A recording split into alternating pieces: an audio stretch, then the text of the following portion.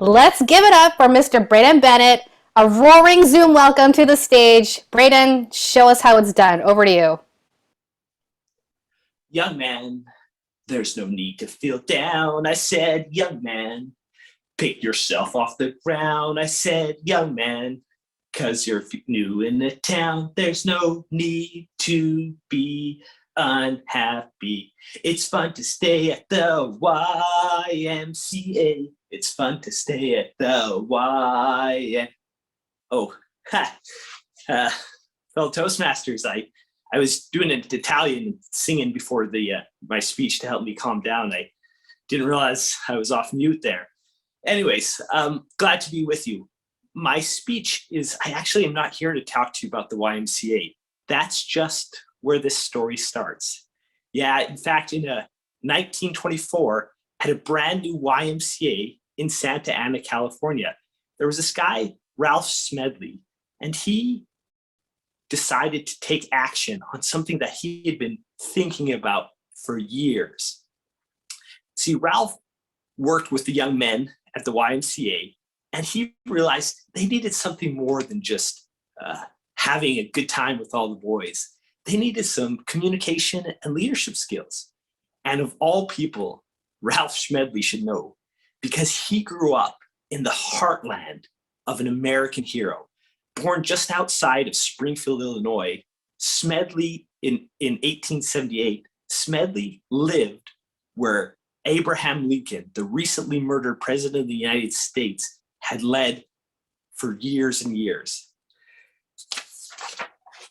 87 years ago, our fathers brought forth on this continent a new nation conceived in liberty and dedicated to the proposition that all men are created equal. Now we are engaged in a great civil war, testing whether that nation or any nation so conceived and so dedicated can long endure. That famous speech from Abraham Lincoln, while only 272 words long, is instantly recognizable. Even today, it must have influenced a young Smedley.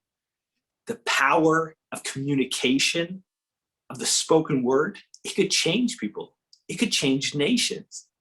So at that YMCA in Santa Ana, California in 1924, Ralph Smedley started a club to help young men learn to speak with impact, run great meetings, and go out in the world and flourish doing great things. And he called it Toastmasters.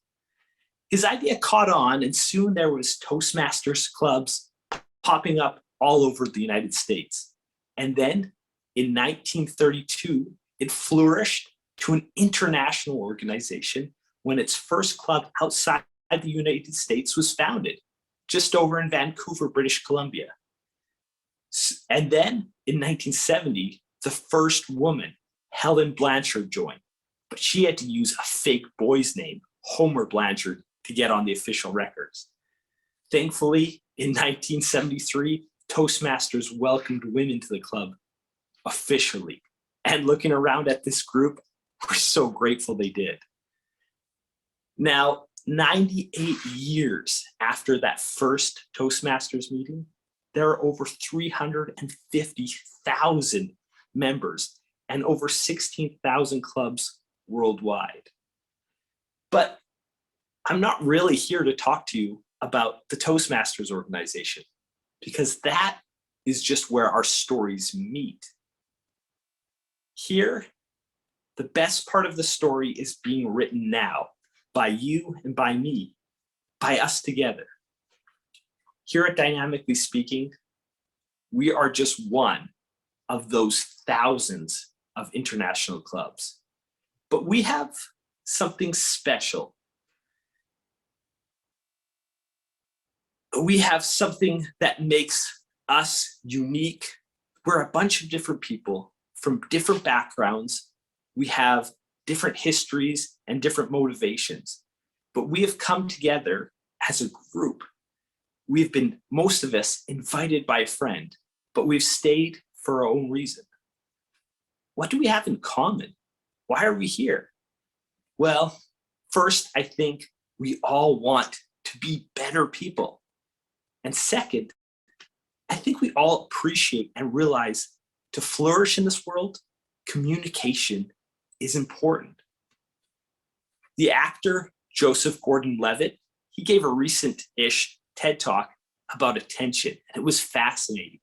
He admitted that as a celebrity actor, it's really nice to get the attention of the media, of fans, when they appreciate him for what he does for his work, for his craft. But that's not really what invigorates him, what really lights him up. He said that when he's on set, that when he is mentally in character and he's focused and he hears that clack of the, I don't know what they call it, the thing that when your set starts, that at that moment he is paying attention.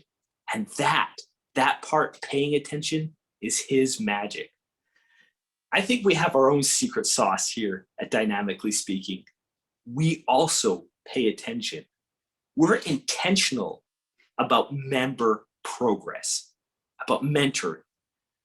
We are driven to have really fantastic, energetic meetings every week. And we are glad to be together, to be on this journey as we all learn and grow.